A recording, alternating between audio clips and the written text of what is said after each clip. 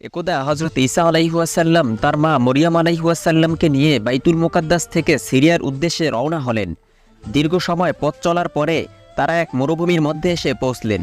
সেখানে হঠাৎ তার মা অসুস্থ হয়ে পড়েন। নবী তখন খুবই বিপন্ন হয়ে পড়লেন। সেখানে লোকজন বা বসতি কিছুই ছিল না, শুধু বাবলা গাছের ঝোপঝাড় ছাড়া অন্য কোনো গাছপালাও ছিল না। নবী তার মায়ের অসুস্থতার জন্য কি করবেন তা ভেবে অস্থির হয়ে পড়লেন। বিবি মরিয়াম ছেলের উদ্বিগ্নতা দেখে বললেন, হে ঈসা, তুমি আমার জন্য ব্যস্ত হইও না। আমার মরণ যদি এখানেই লেখা থাকে তবে কোনো চেষ্টাই কাজ হবে না। এছাড়া তুমি তো জানো, ঔষধ হিসেবে লতাপাতা ও শিকড় ছাড়া অন্য কোনো কিছু গ্রহণ করার অভ্যাস আমার নেই। ঈসা আলাইহিসসালাম তার মায়ের কথা অনুসারে নিকটস্থ এলাকায় কোনো গাছ বা ঘাস পাওয়া যায় কিনা তার খোঁজে বের হলেন। দীর্ঘ সময় ধরে তিনি বিভিন্ন এলাকায় ঘুরে কাটালেন। এদিকে তার মার অসুস্থতায় হাবুতাশ করছিলেন। এমন সময় আসমান থেকে কয়েকজন হুর এসে তার সেবা শুশ্রূষা আরম্ভ করল। বিবি মরিয়াম তাদেরকে দেখে চিনলেন।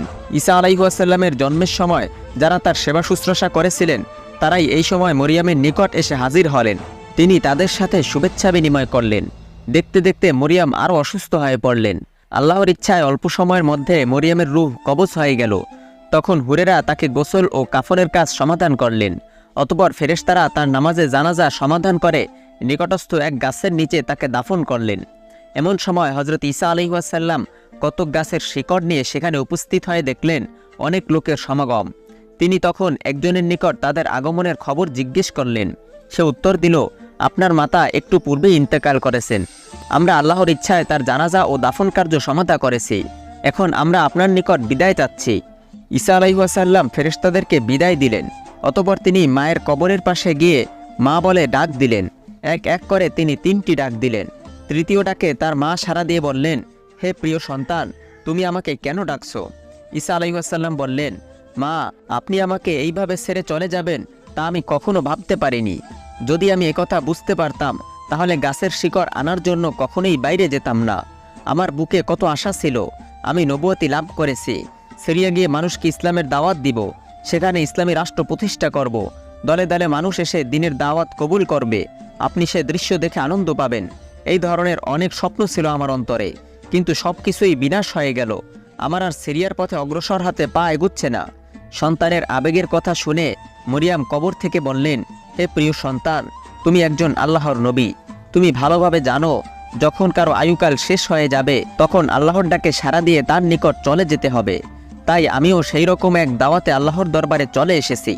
তুমি আমার জন্য আর পরিতাপ করো না। তুমি আল্লাহর নির্দেশ অনুসারে দাওয়াতি কাজ চালিয়ে যাও। তোমাকে আল্লাহ তাআলা উচ্চ মর্যাদা দান করবেন।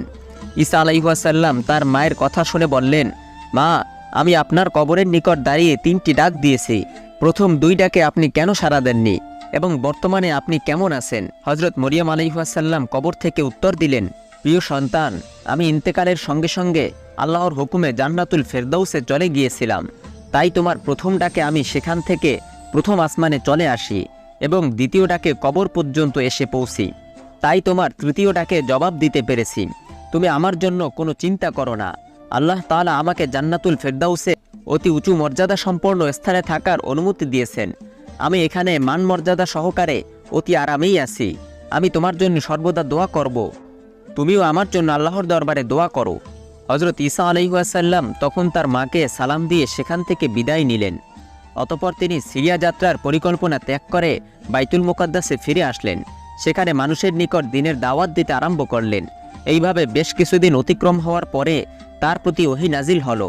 তার নিকট আল্লাহ তাআলা ইনজিল কিতাব প্রেরণ করলেন।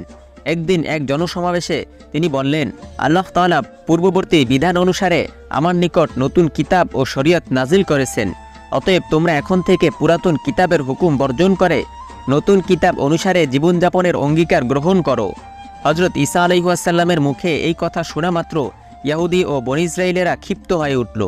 তারা বলল, এই যাবৎ তোমাকে আমরা ভালো লোক হিসেবে মান্য করতাম। এখন তুমি সেই সুযোগে আমাদের পূর্বপুরুষের ধর্ম নষ্ট করার পরিকল্পনা গ্রহণ করেছো। নিজে শরিয়াত তৈরি করে আমাদের উপর চাপিয়ে দেবার চেষ্টায় মেতে উঠেছো। তোমার এই অপরাধ আমরা কখনোই ক্ষমা করব না। তুমি এই ষড়যন্ত্র পরিত্যাগ করো, না হয় আমরা তোমাকে হত্যা করব।